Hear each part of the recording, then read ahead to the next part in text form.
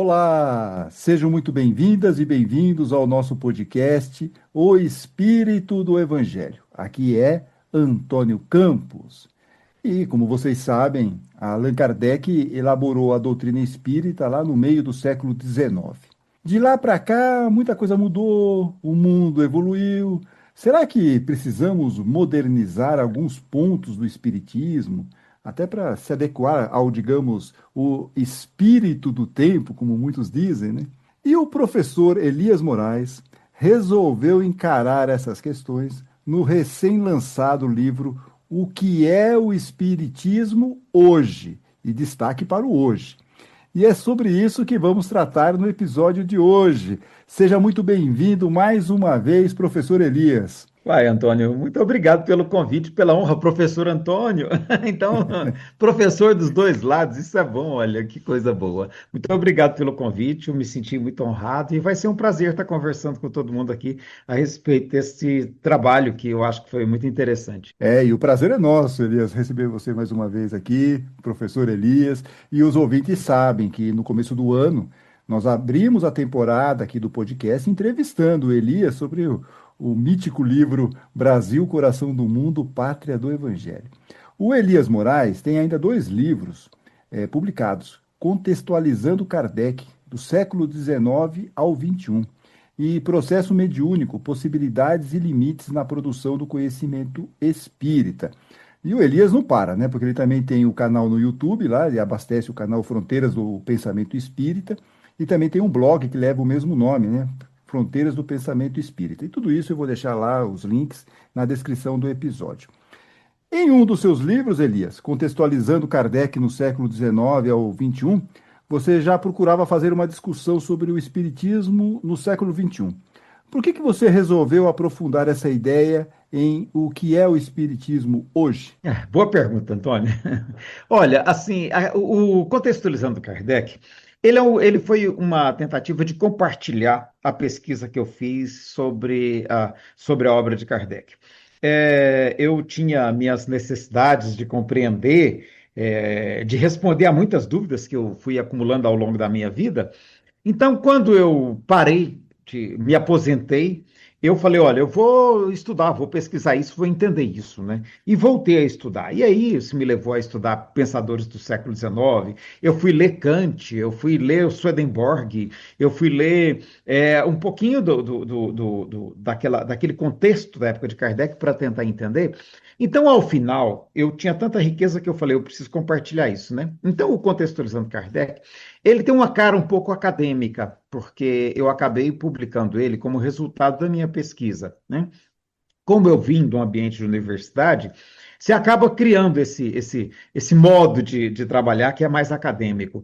Então, eu escrevi o Contextualizando Kardec, tentando sair do acadêmico, mas mesmo assim dialogando com pessoas que já leram Kardec.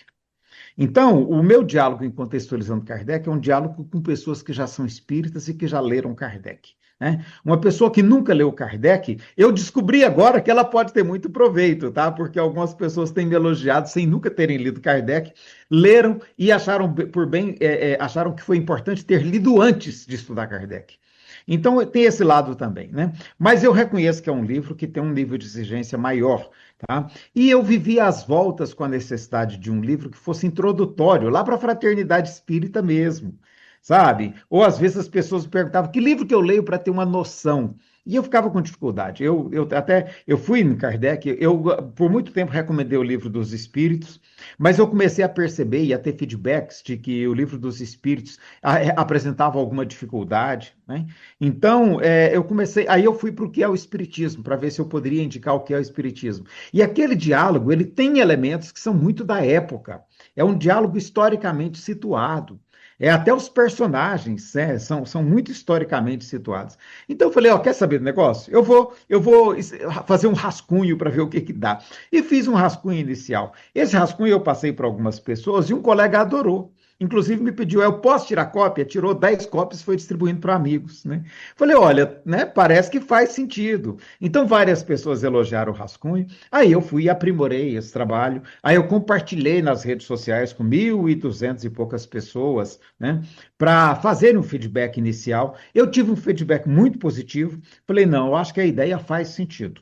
Tem bons livros que tratam disso. Tem um livro do Bruno Quintanilha, que é excelente, tem o do Rodolfo Jacarandá, que é excelente, mas que são mais uma linguagem acadêmica. Eu quis fazer para uma linguagem popular, para qualquer pessoa ler, sabe, e conseguir traduzir aquilo, compreender bem as ideias que estão ali. Então, eu fiz uma linguagem extremamente popular. Ficou um livrinho pequenininho, né? Ficou É. pequenininho, fácil de ler, uma sentada a pessoa já lê, para a pessoa ter uma noção do que é o Espiritismo, mas uma noção do que é o Espiritismo hoje.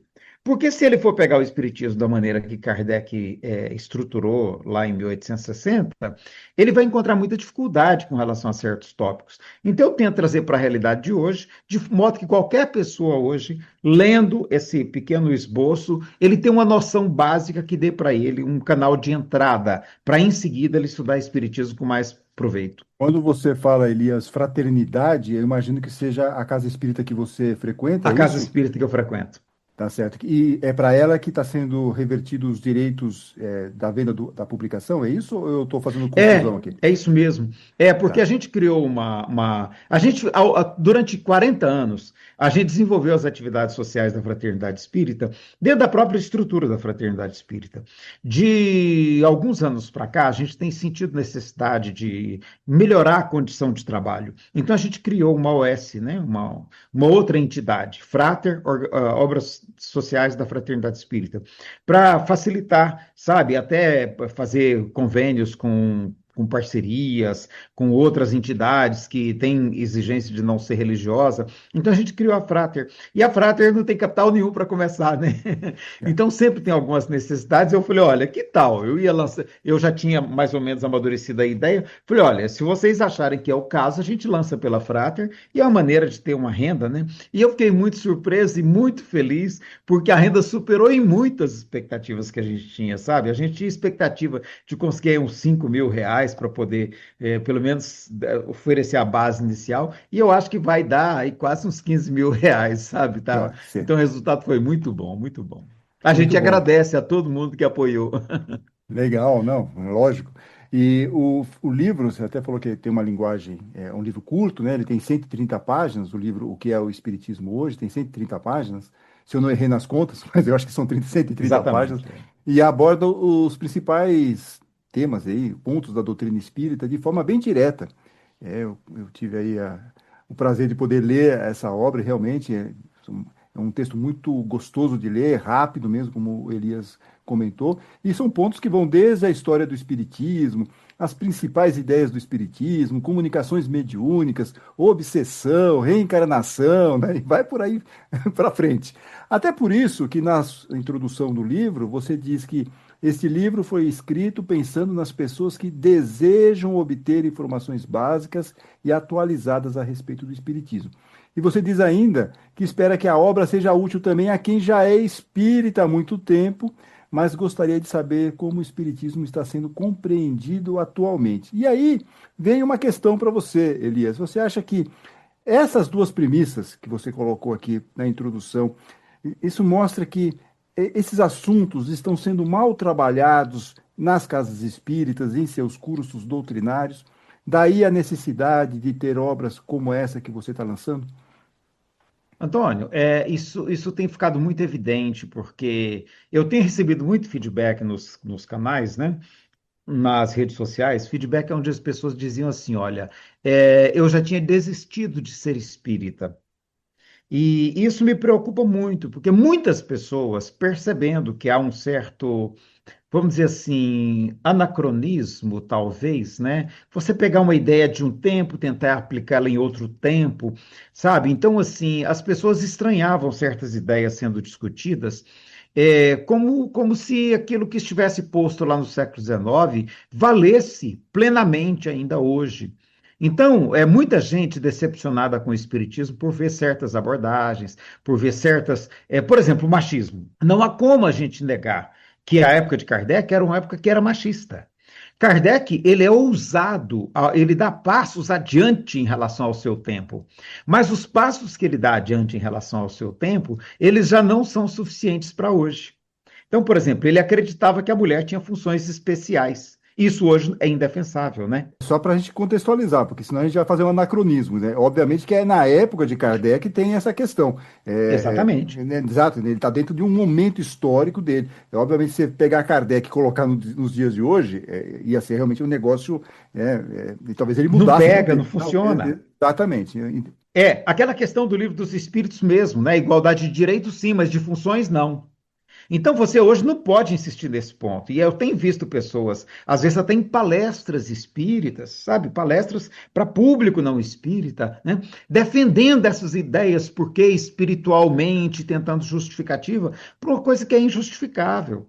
Então, a pessoa não entendeu que a época que o livro foi escrito, aquelas ideias elas estavam em pleno vigor. Elas já eram avançadas naquela época. Tá? Mas, por exemplo, a questão racial. Eu tenho um amigo muito querido também, né?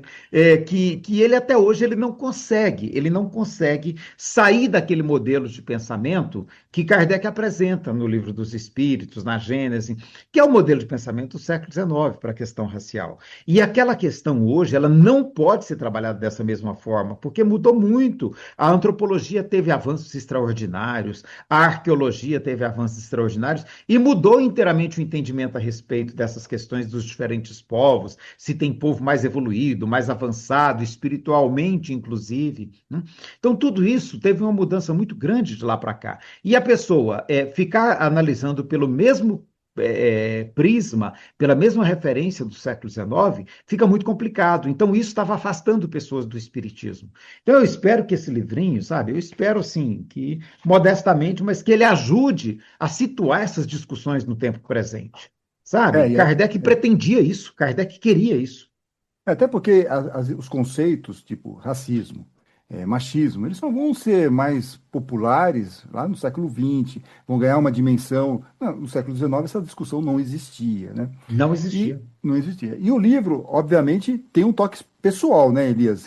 Você tem uma interpretação, você tem uma visão, obviamente você vai colocar certos pontos de vista que você defende aí e tudo mais, a partir do seu Sim. entendimento, e tá tudo bem. Óbvio, cada um faz uma interpretação Todo aí. livro é assim, né? Todo Ok, livro é um toque perfeitamente. pessoal. É que você vai mexer num vespeiro, né? Você mexe na doutrina espírita que já está lá meio consolidada. Aí vem lá o Elias, vai falar, vai dar lá uma visão sobre aquilo. Eu estou dizendo isso porque, obviamente, todo mundo pode ter uma interpretação. Mas me chamou a atenção aqui um ponto que você colocou sobre centro espírita, né? Que eu queria depois que você me explicasse melhor. Você disse que alguns centros misturam as orientações de Allan Kardec e de Chico Xavier a práticas da Umbanda, a meditação, Reiki, a acupuntura, homeopatia e outras modalidades terapêuticas. Ou seja, diz você, né? Há uma enorme possibilidade de escolha ao gosto de cada pessoa. Por que você optou por um entendimento mais amplo sobre o trabalho oferecido nas casas espíritas e não fez aí, de repente, uma análise mais crítica em relação a essa, vamos chamar assim, essa feijoada espiritualista que muitas casas acabam fazendo? Antônio, pelo seguinte, porque eu entendo, aí vem a minha formação, sociologia, né? Do ponto de vista sociológico, a religião, ela é um fenômeno social. Ela é um fenômeno social que, portanto, a gente não vai controlar esse fenômeno, né? As pessoas vão se movendo e vão se organizando. Tem aquela metáfora do carro de Jagrenar, da mitologia indiana, que eu adoro, né? As pessoas vão dirigindo esse carro para onde lhes interessa e elas vão modelando a maneira de compreender a vida e o mundo e criando novas explicações, novas formas de organização social, inclusive. Então, você vai nos centros espíritas, você vai perceber uma diversidade extraordinária de práticas consideradas espíritas.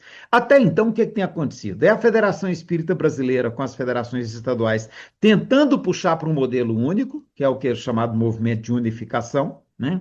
E ao mesmo tempo, a gente vai ver o movimento da campanha Alta de Souza tentando puxar para um outro lado. Aí você vai ver o pessoal da Escola Evangélica Nazareno também para mais outro, o pessoal do Ramatiz. Então, assim, olha, eu acho que nós estamos sendo convidados agora a entender que o Espiritismo hoje ele é um movimento religioso aqui no Brasil, extremamente diversificado, sabe? E que nós vamos ter que aprender a conviver nessa diversidade. Não adianta eu ficar mais insistindo naquela ideia de que esse modelo que nós estamos apresentando é o mais correto, esse modelo é o que Kardec propôs, ou esse modelo traz a contribuição do Chico Xavier, sabe? Não adianta a gente ficar brigando por um modelo que possa ser superior aos demais, ou que possa ser mais verdadeiro. A gente vai ter que aprender a viver na diversidade mesmo, sabe? Entender que a hora que você entrar, não sei, eu até, uma coisa que me marcou muito, eu fiquei 2 meses no Rio de Janeiro a serviço,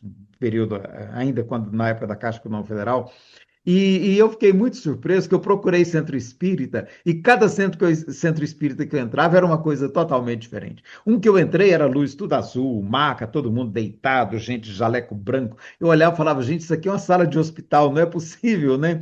Eu entrei no outro, tinham as práticas mais ligadas a Umbanda. No outro, aquela palestra onde ninguém conversava, aquela coisa séria, né? Eu achei um que foi mais aberto um pouquinho. Então, em 2 meses que eu fiquei no Rio de Janeiro, eu conheci tanta diferença de centro espírita, né, que eu falo, olha, realmente é um movimento extremamente diversificado e ninguém pode se arrogar para si o privilégio de estar com mais verdade do que o outro, porque isso não existe. Né? Então é por isso que eu optei por uma abordagem mais aberta, que reconheça e valide todas essas diferenças, sabe? E que entenda que tudo isso está sob o guarda-chuva do Espiritismo, que o Espiritismo é um movimento muito mais amplo que tudo isso e que tem condições de comportar tudo isso de maneira pacífica, de maneira harmoniosa.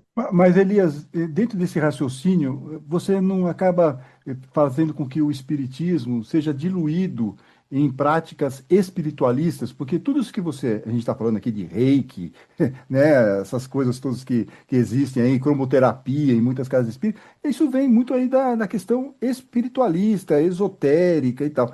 E isso acaba meio que contaminando o espiritismo. Você não vê um perigo nisso? Quer dizer, de repente essas práticas acabam levando cada vez mais o espiritismo para um lado mais esotérico? Olha, Antônio, se a gente for pegar o cristianismo hoje e a distância que ele tem daqueles ensinamentos que você conhece muito bem, porque você é professor de história, né?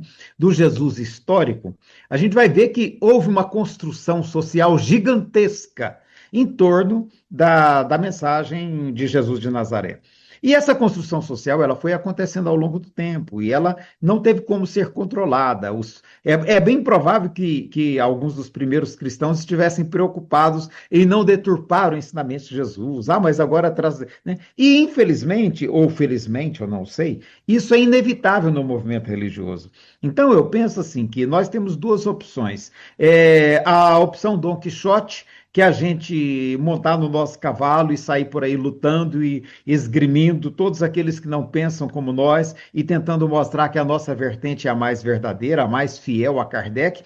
E aí vai haver uma grande disputa de qual delas é mais fiel. Qual delas é a verdadeira? Então, nós vamos ficar brigando entre nós. Aí tem o pessoal que acha que o tempo passou e que muitas coisas podem ser melhoradas, podem ser modernizadas, que novas práticas podem ser atendidas, que Kardec já previa isso. Então, a gente vai ter tanta briga que eu acho que não vale a pena. Eu acho que é melhor a gente procurar se entender e ter como referência o pensamento kardeciano como base, sabe?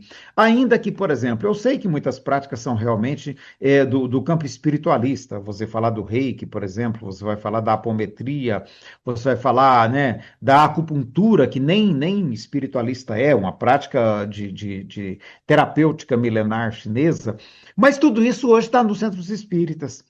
Então, eu prefiro, como sociólogo espírita, eu prefiro reconhecer a realidade que está posta, sabe? E encontrar meios de a gente conviver bem dentro dessa realidade que já está posta.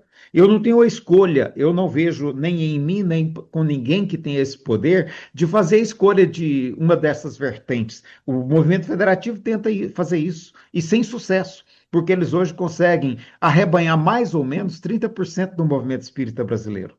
E mesmo dentro das casas que são associadas à federação, eu vou numa que faz a oração da Ave Maria, todo mundo em voz alta, né? E ora, reza a Ave Maria, sabe? O Pai Nosso nem se fala, são muitas as que fazem isso, né?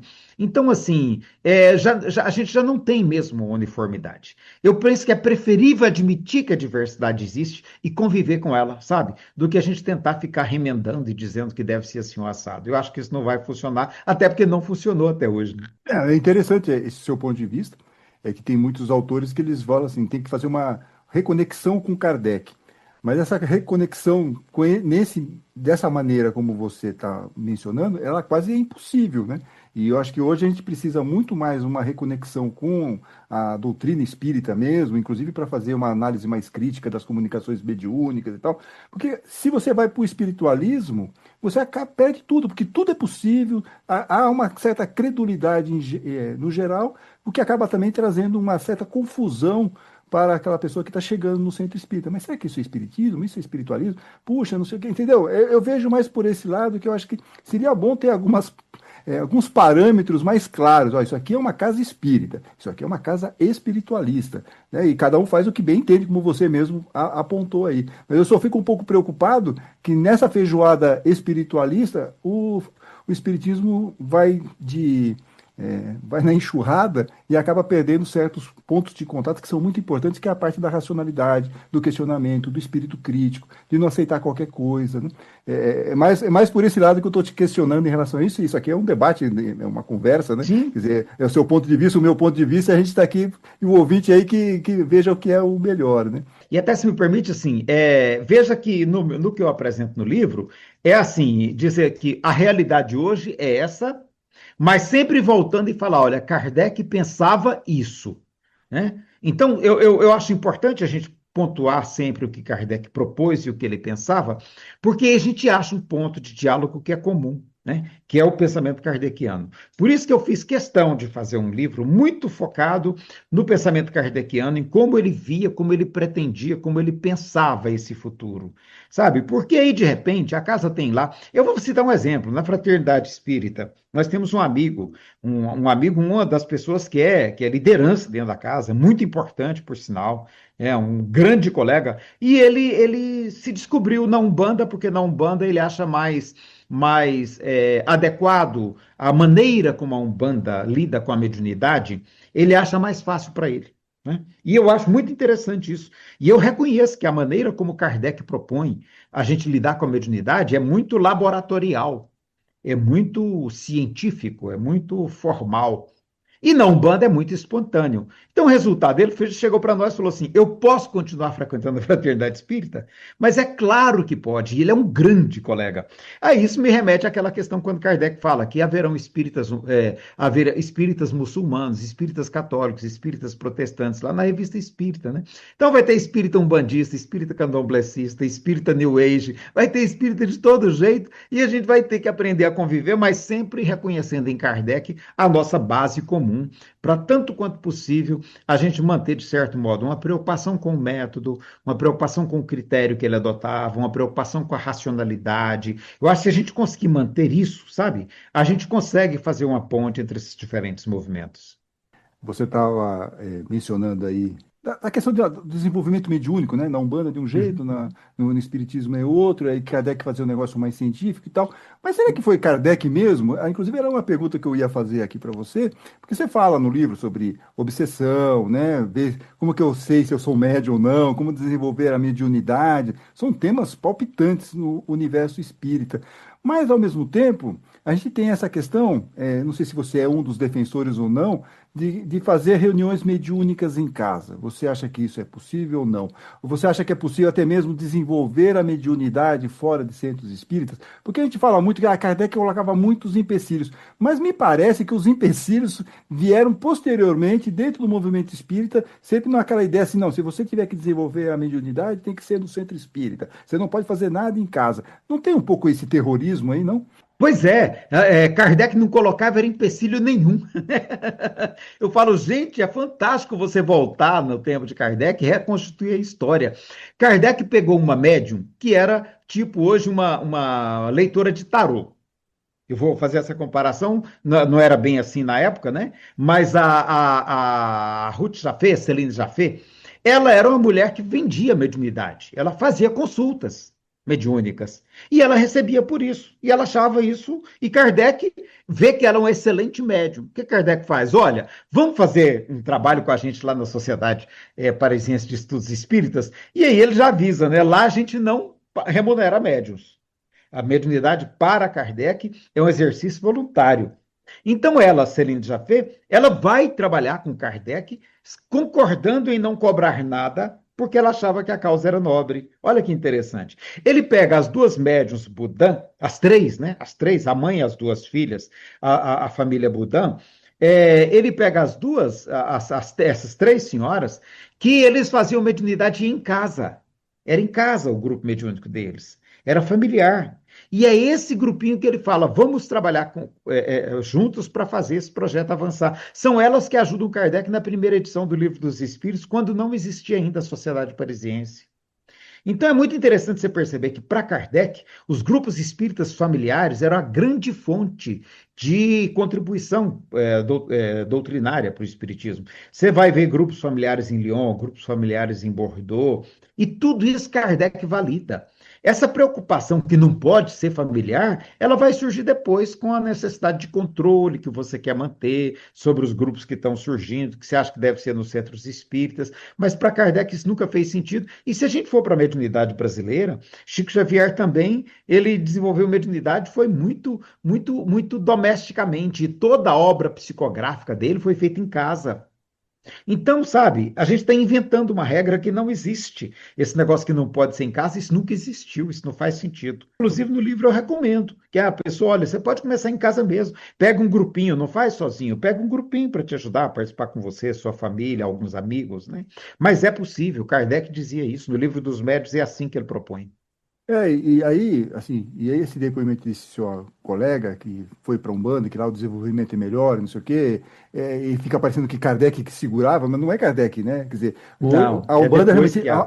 A Umbanda libera, tem uma outra dinâmica que é muito mais simples aí na questão do desenvolvimento mediúnico, e que no Espiritismo se burocratizou de tal forma, pós-Kardec, que fica essa barreira, né? Fica essa coisa, não pode e tal.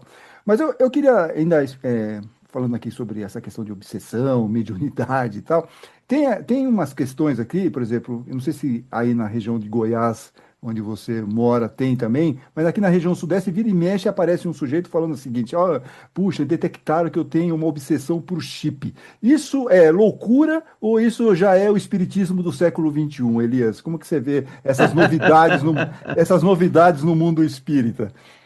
Olha, Antônio, uma das coisas, a minha pesquisa, ela é mais ampla do que o contextualizando Kardec, né?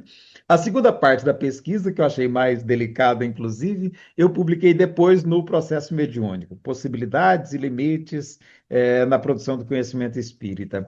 E a minha pesquisa sobre mediunidade me trouxe uma compreensão muito interessante que eu não tinha, isso foi formulando, eu fui formulando depois na medida que eu ia estudando, né? A produção mediúnica do Chico, da Ivone, do Hercílio Mais, do João Nunes Maia, e da Marinzec, e muitas outras, da Zíbia Gasparetto.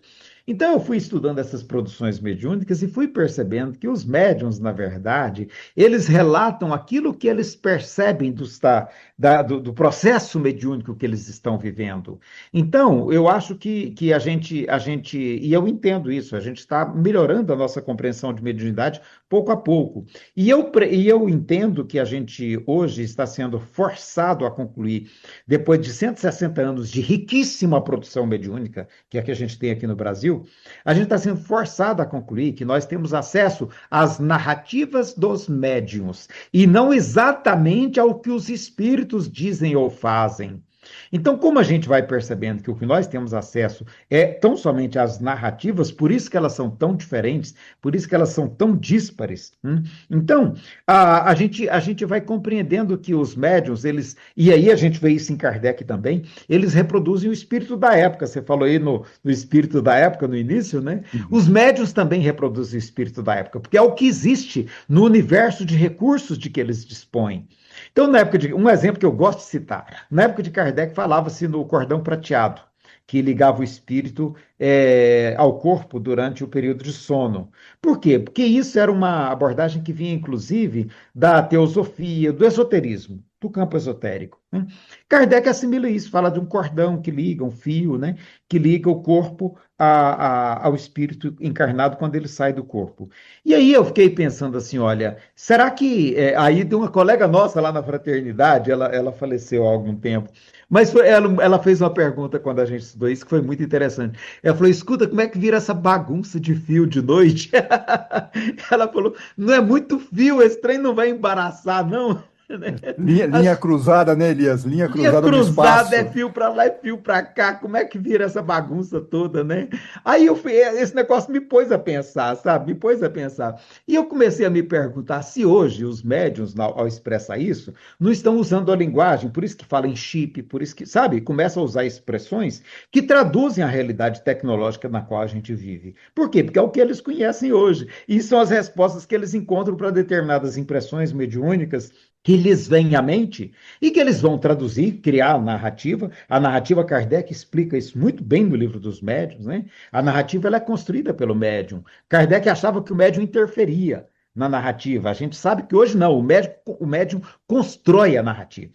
Né? Então, ao construir a narrativa, ele lança a mão dos recursos de hoje. Né? E eu até brinquei no Contextualizando Kardec, eu brinco. Provavelmente, se fosse falar em linguagem de hoje, a gente ia falar de código IP e não de fio prateado, né? Porque tem mais a ver com a realidade de hoje. Lembrando que nada disso traduz 100% a realidade. É o médium traduzindo em linguagem terrena, coloquial nossa, aquelas percepções que ele tem quando está no momento de transe. Claramente isso também entra em outras coisas que você também aborda no livro, como colônias espirituais e tal, né? Quer dizer, tudo isso é uma questão de percepção e de depoimentos, e aí você tem que fazer aquela famosa checagem, usar o senso crítico para separar aí o joio do trigo. Mas, Elias, estamos aqui, nossa, eu podia fazer horas aqui, eu queria falar tanta coisa, queria falar sobre a questão social que você fala também, né, no livro, mas a gente não vai ter muito tempo. Então eu queria pelo menos terminar aqui com uma grande questão. Como uma pessoa que está aqui nos ouvindo, que quer comprar esse livro, ela tem que fazer? Onde está disponível esse livro aí? Como que você dá aí o caminho das pedras para as pessoas encontrarem o seu livro? O que é o Espiritismo hoje? Olha, a EFOS, a Associação Espírita de Pesquisa em Ciências Humanas e Sociais, que é também uma entidade da qual eu participo, que é um campo mais de ciência espírita e que me atrai muito. A EFOS, ela que está nos ajudando nesse lançamento do livro, embora ela não tenha publicado o livro como editora, porque é um livro que foge um pouquinho ao escopo dela, mas ela deu todo um respaldo para a fraternidade, no sentido de facilitar o canal de venda. Então, na EFOS é possível comprar. Junto com os livros dela, ela colocou também o que é o Espiritismo hoje. E tem a Livraria Parlenda, que é quem distribui os livros da EFOS, né? Vai encontrar ele por R$ 38. Para facilitar a vida dos nossos ouvintes, eu vou colocar o link na descrição do episódio, que já vai levar direto aí para adquirir o livro do Elias. Certo, Elias? Perfeito, perfeito. Ok. Elias, olha, muito obrigado mais uma vez, e eu tenho certeza que nós teremos próximas oportunidades, porque eu ainda quero falar com você a parte que você aborda no final do livro, que é a questão social e o espiritismo. E a gente vai trocar figurinhas, vai ser muito bom esse vai lá, vem cá, porque é assim que a gente se soma, é assim que a gente cresce junto. Muito obrigado, Antônio. Imagina, eu que agradeço. E conversar com Elias Moraes é sempre um prazer. E daqui a 15 dias teremos episódio novo aqui no podcast O Espírito do Evangelho. Por favor, não se esqueçam aí de curtir esse episódio, de seguir aqui nosso canal no YouTube, nos aplicativos de áudio e nas redes sociais. Fiquem bem, fiquem com Deus.